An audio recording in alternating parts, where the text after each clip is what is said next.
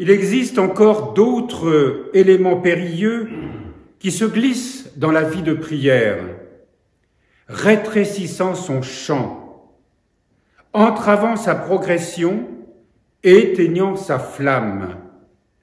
Ce sont les habitudes corporelles et psychologiques et tout ce que l'homme hérite de sa famille en termes de caractère, de morale, de comportement non chrétien.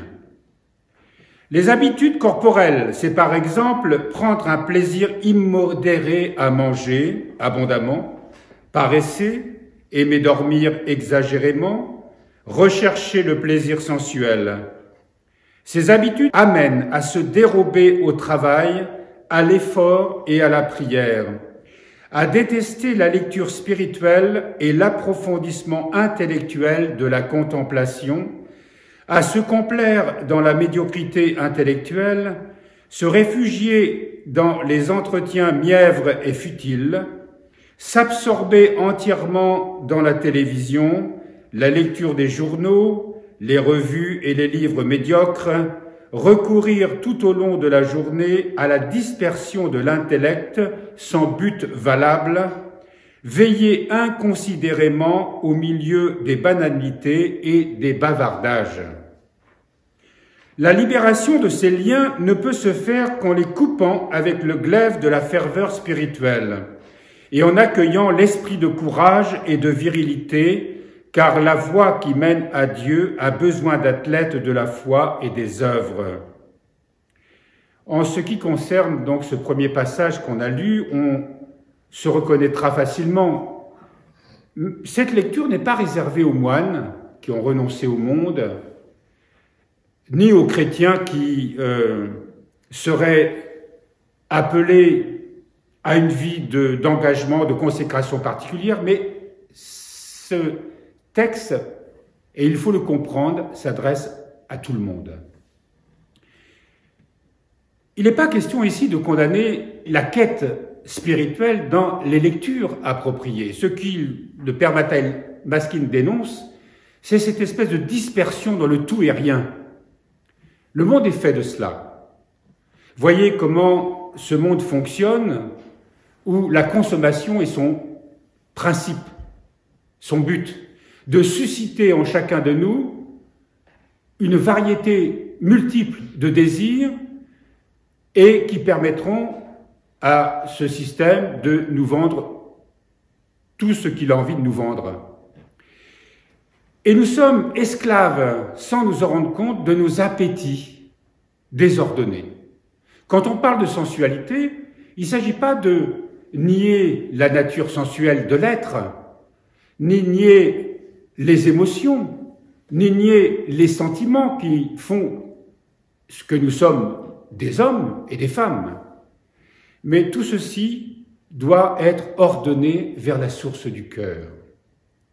L'être est un être entier, corps, âme et esprit. Ce monde dans lequel nous vivons nie la dimension spirituelle.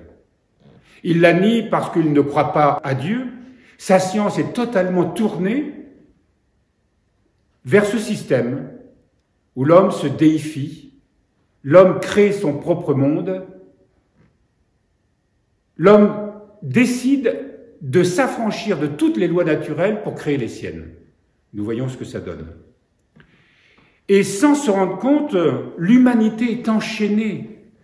Mais elle est enchaînée d'abord, non pas par le système qui agit de l'extérieur, mais elle est enchaînée par sa propre ignorance de ce qu'est la vraie vie, la réalité. Comme le dit déjà le taoïsme, quand il parle du réel et qu'il parle de l'illusion du monde, le réel qui est l'instant présent, le réel qui est, quand on parle de la prière, qui se permet de se centrer vers la source du cœur. Voilà pour les habitudes corporelles. Quant aux habitudes psychologiques, ce sont soit des manifestations de faiblesse, telles que le mensonge, la fabulation, la médisance, la tendance à juger les autres, l'inconstance, la lâcheté, la flatterie, la tendance à s'apitoyer sur soi et à gémir sur son amour-propre blessé, soit des manifestations d'autosatisfaction, comme l'attachement présomptueux à ses propres opinions, l'obstination et l'arrogance intellectuelle, la justification de l'utilisation de la force, de l'oppression et de la calomnie, la passion du pouvoir, de la domination et des honneurs de l'enseignement. Les unes et les autres de ces manifestations sont en réalité des conséquences directes de la déviance du moi qui s'est éloigné de Dieu et qui refuse de se soumettre entièrement à sa volonté et à ses desseins. Vous vous souvenez, quand, l'avoir déjà dit ici, quand on parle de soumission, on n'aime pas entendre ça. Et ça, c'est une réaction de l'ego, du moi. Tant que l'ego est enfermé dans sa propre sphère, et par conséquent livré à ses passions, comme celles qui viennent d'être énoncées, eh bien, l'ego par nature ne veut pas se soumettre à quoi que ce soit autrement qu'à lui-même, ou lorsqu'il se soumet en apparence, c'est pour en tirer profit. Là, il s'agit du renoncement à soi. Il s'agit de l'oubli de soi, d'entrer dans ce vide intérieur redoutable pour l'ego. Mais c'est parce qu'on entend, celui qui est capable de faire ça, c'est parce qu'il a entendu au plus profond de lui-même un appel. L'appel qui réside à cette source du cœur, là où se trouve notre vraie personne, notre vrai moi, avec un grand M. Et cet appel, il est l'appel de quelqu'un, non pas de quelqu'un au sens humain du terme, l'appel de cette source d'amour, qui par nature cherche à nous remplir, qui par nature souffre même de ne pas pouvoir nous remplir. Et il y a en nous aussi ce désir d'amour. Le moi, lui, coupé de cette source, le recherche désespérément en essayant de combler ses appétits et ses désirs multiples qui le détruisent et qui aussi entraînent les autres dans cette destruction. Et là, il s'agit de retrouver cette source d'amour qui va être libératrice, qui va nous montrer le sens réel de la vie, qui va éclairer ce qu'on appelle cette intelligence du cœur, développer cette autre conscience qui est la conscience spirituelle. La libération de ces liens ne peut se faire que par une conversion sincère, humble et broyée entre les mains de Dieu. Humble et broyé entre les mains de Dieu.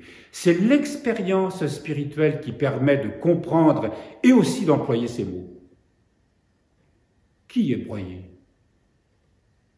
Le moi, qui accepte, ou du moins, où on peut exercer assez de force grâce à cette conscience spirituelle, grâce à cette force intérieure, à ce discernement intérieur, l'amener à se tourner vers le cœur.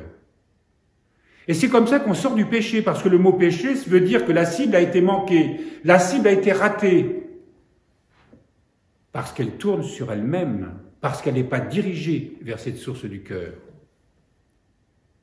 Il y a une discipline, j'ai oublié le nom, dans l'art, un art japonais, du tir à l'arc. Ah, il ne s'agit pas d'une compétition pour être le meilleur à atteindre la cible, comme on le fait dans les épreuves sportives. Mais ces arts martiaux-là visent une source intérieure.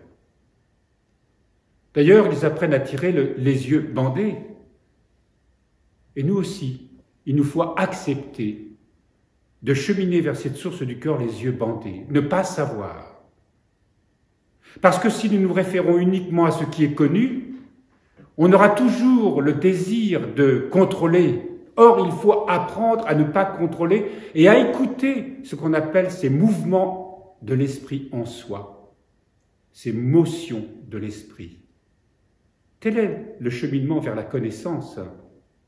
Connaissance de tout ce qui en nous s'oppose à cela et qui se révélera progressivement dans la prière et la méditation.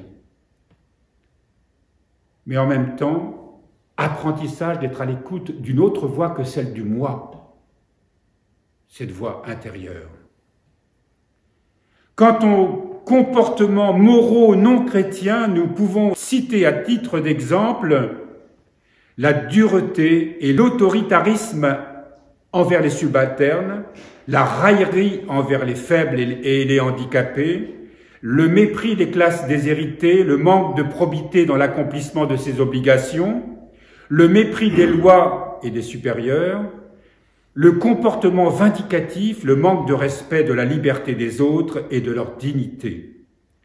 Ces comportements moraux et indignes montrent le fossé qui sépare l'âme du Christ et pour lequel il n'est de remède que de retrouver le sens de la croix. Et je voudrais terminer par ce qui va suivre.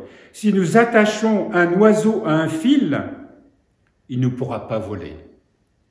Et en essayant de voler attaché à ce fil, il se brisera certainement les ailes et se meurtrira le corps, de telle sorte que si nous le détachons ensuite, il ne pourra tout de même pas voler. Combien d'âmes pourraient voler vers Dieu si elles n'étaient pas attachées aux choses de ce monde ?